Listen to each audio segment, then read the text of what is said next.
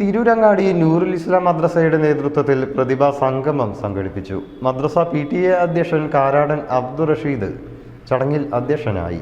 KNM മദ്രസ പൊതുപരീക്ഷയിൽ മികച്ച വിജയം നേടിയവർ, വാർഷിക പരീക്ഷയിൽ ഉന്നത നേട്ടം കൈവരിച്ചവർ, റമദാൻ തജ്വീദ് ക്ലാസ്സിൽ പങ്കെടുത്ത വിദ്യാർത്ഥികൾ എന്നിവരെ ചടങ്ങിൽ അനുമോദിച്ചു.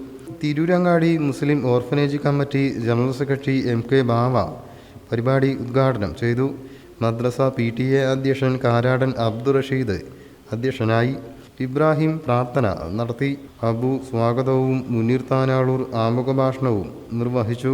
Tirurangadi Muslim orphanage committee administrative officer L Kunhahammed, CH Ibrahimkutty Haji, OP Kunhahammed, CH Ashraf, CN Abdunasar Madani, OP Anees Jabir, Nizamuddin Kunnath, Arshad Keethedath, CH Ibrahimkutty, Tajuddin Illikkal, V Ali, TK Jamsheena, OP Mumtaz തുടങ്ങിയവർ ആശംസ നേർന്നു. വിദ്യാർത്ഥികൾ, രക്ഷിതാക്കൾ, അധ്യാപകർ, മാനേജ്മെന്റ് എന്നിവർ പരിപാടിയിൽ ഭാഗമായി.